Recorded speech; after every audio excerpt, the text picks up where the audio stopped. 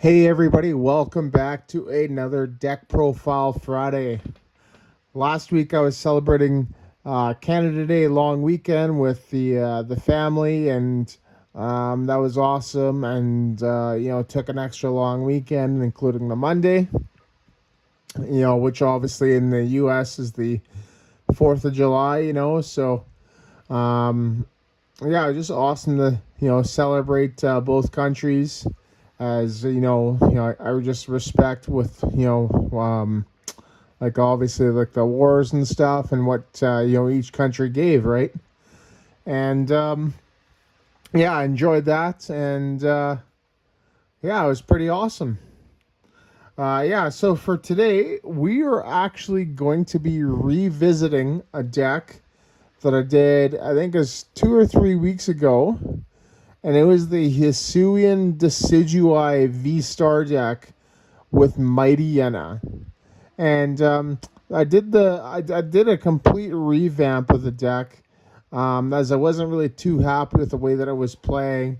Um, Mighty Yenna was, don't get me wrong, is a good counter to Mew, but um, with the 2-2 line that I played, to be like effective against Mew, you had to get out both Poochyena at the same time, because otherwise the Mew player would just boss his orders on the single one that you had down, and they would just knock it out, right? Before you even had a chance to evolve it into Mightyena. So that was one of the reasons. The other reason was I felt like the deck was trying to do too many things.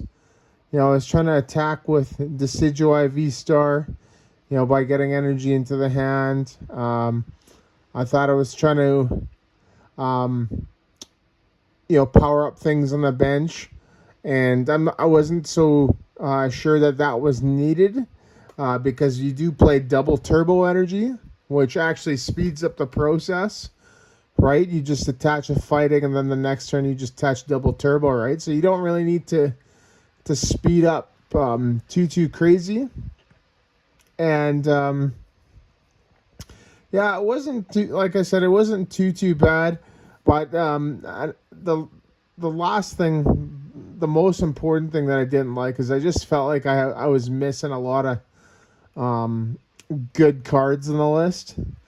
Or the list that I have now, I feel like is actually like fairly solid, and I'm actually pretty excited about it. So I'm probably going to be playtesting it tonight at one of the local leagues, and yeah, we'll see how it does. So, and without further ado, let's get into the deck profile. So we have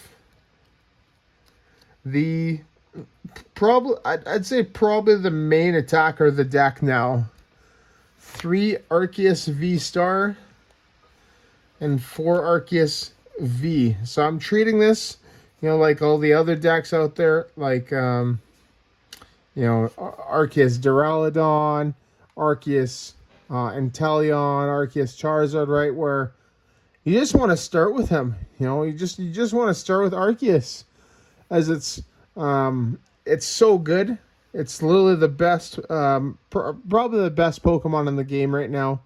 As It's really easy to power up. This 200 damage, 180 with a double turbo, 210 with a double turbo and a choice belt, and it searches your deck with for any 2 cards with that Starbirth ability, which is awesome, and it's just really solid. A nice fast turn to attacker, which is really good. So, and then also it can power up your bench, right? It attaches energies from the deck to it, so that's extremely versatile, and yeah, just awesome. The V there is another really good one too. The first attack Trinity Charge is the same thing as the V Star's Trinity Nova. And then Power Edge there, it's okay. It does 130 damage, so not really too great, but it's okay nonetheless. And then we have the secondary attacker, which I'm sure you probably guessed it from this video, is Hisuian Decidueye VStar. Just a 2/2 line this time. As, you know, we got Arceus in there, which is another attacker. And I think it should be the one that's prioritized because it powers, it can power everything up, right? Yeah, so you got the V-Star, which has an awesome ability there, a Star of Fortune, which allows you to draw until you have 8 cards in your hand. You can only use one V-Star power or ability per game, so you have to pick either the Star of Fortune or Star of Birth, right? And then its attack there, Somersault Feathers for fighting and 2 colorless. It does 160, and then you can discard up to 3 energy from your hand, and it does 30 damage for each, 30 more damage for each energy discarded. So, which can put it up to 250. And then if you have that choice belt on, it can put it, you know, into a crazy KO range. It'll put it at 280. So, which takes care of pretty much all the V-Stars in the format right now. That don't have Big Charm attached. Yeah, but it's super cool Pokemon. And then even the V there is actually really awesome. Mountain Hunt is such a good attack. Search your deck for 2 cards and put them into your hand. So that's an amazing attack there. And it's great to set up, you know, if you think you're going to get KO'd, right? Let's say your opponent played first and then you played second. Right, you can use Mountain Hunt, and then you can set up the return KO if possible, right? Which is super cool.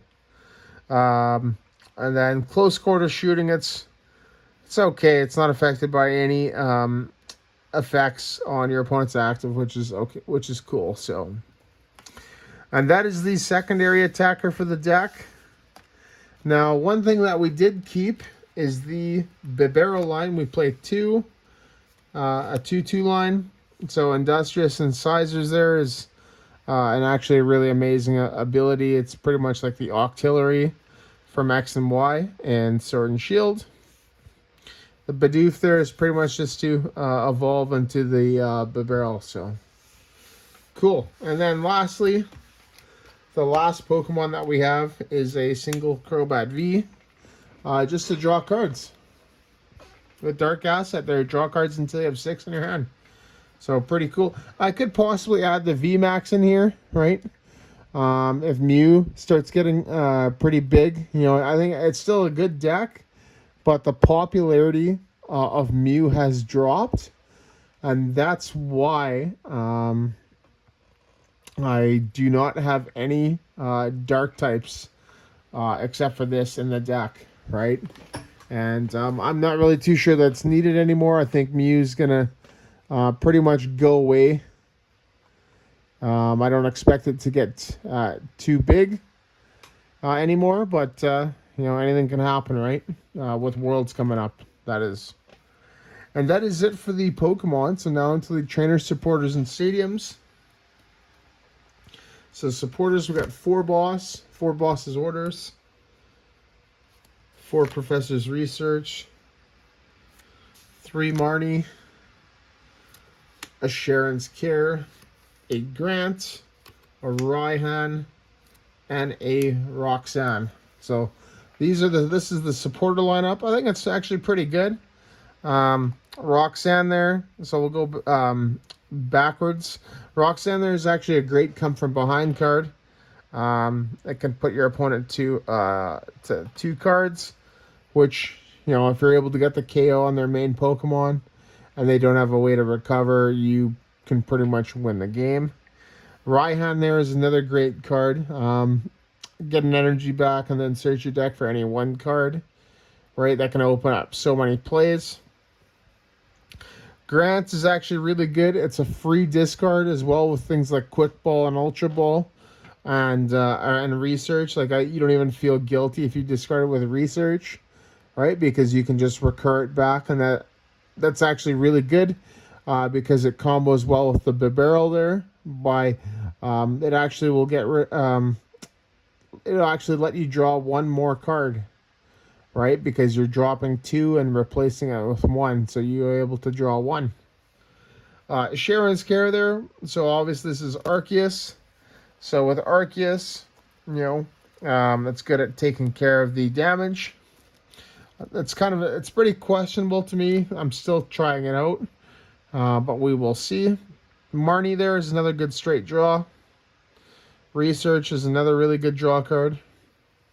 And then Boss's Orders to get the KO on pretty much anything that you need. So that is the supporter lineup. So now we will go to the stadiums and the trainers. So the stadiums I'm kind of in working with here, but I think the best one is Training Court, as you can get the energies back from the discard. Right, I've been contemplating on playing Path to the Peak, like maybe a single copy of it, as it could help. We got 4 Quick Ball, 4 Ultra Ball, 2 Choice Belts, an Air Balloon, an Evolution Incense, and a Switch for the trainers. So this is kind of where I'm fiddling around with as well. The Evolution Incense, we do actually play a lot of Evolutions in here. So I think having 1 in here will boost the consistency of it. However, it's a card that could possibly leave, right? I've been thinking of other stuff like a Fan of Waves, Palpad, right? Possibly something like, I don't know, Escape Rope, right? I'm not too sure, right? So it's just something that I'll have to keep trying out. And we'll go from there. So Choice Belt, obviously the plus 30 Air Balloon, the minus 2 retreats. The switch is obvious, you switch your Pokemon. And then the Quick Ball and the Ultra Ball, right? Get your Pokemon at the cost of 1 discard and 2 discards respectively. And that is it for the trainers, supporters, and stadiums. So lastly, we have the energy. Now the energy I've been kind of fiddling around with as well, trying to get the number right. I think it's right. We have 9 fighting, and then lastly 4 double turbo. As both the attackers use double turbo energy pretty easily. So the question is the fighting too much? Is it too little, right? Do I need to add 1 more? Do I need to take out 1, right? This is kind of, I got to just play test the deck more. And yeah, that's pretty much the deck. So just some things that I wanted to mention about it, and some things that you might want to try, right?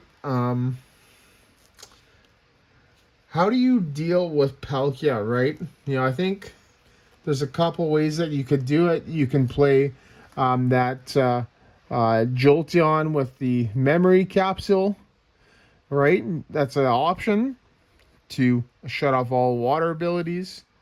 You can possibly play something that's lightning, right? Like Raikou V or Raichu V, or the Zeraora from Vivid Voltage, right? I'm not really too sure, but if that happened, you'd have to change up your energy, right? And that might not be a bad thing, considering that Hisuian Decidueye VStar, right, only requires 1 fighting energy, right? Even the V, it only requires 1 fighting energy to use its attacks, and then the second attack on the V, like the regular V, is it has an additional 2 colorless, right? So you can power it up with lightning energy, right? I'm not really too sure how to play it, right? I need to play, find out, how this performs. Is it gonna be okay? Is it gonna win? Right? What's the win rate? Um, and then maybe try adding those things, right? You can maybe play the Zoroark, version, like in my my last live gameplay video. I was playing the Rapid Strike Urshifu with the Zoroark line, right? As it's able to transform into things, right? That could be pretty cool. And if you had like a solid lightning attacker that it could transform into, that's a stage 1, right? That's a possibility too, right? You can play Zoroark in there. So it just really depends on how you want to play it. These two Pokemon are, actually really awesome. And there's just a lot to do. If Mew gets really popular, you could possibly add a dark package into it with baby Galarian Moltres and Galarian Moltres V. You could do that, right, and play Clara, right, which I believe gets him back. So I don't know. I think there's a lot of ways to play Arceus. You just need to find the way for you that suits you and also suits your current metagame, right? And the metagame that you're going to be venturing into, right? So I guess the next real metagame is Worlds. So what are you going to expect at Worlds, right? Are you going to expect a lot of Palkia? Are you going to expect a lot of Arceus? Are you expecting a lot of Blissey or Mew, right? So you guys you have to figure that out, and you have to make that call, right?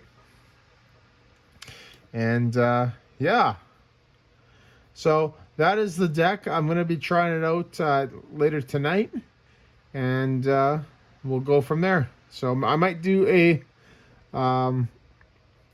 second video on actually tomorrow on Saturday, just to kind of go over the results of what happened with it and just the problems that I ran into. So awesome.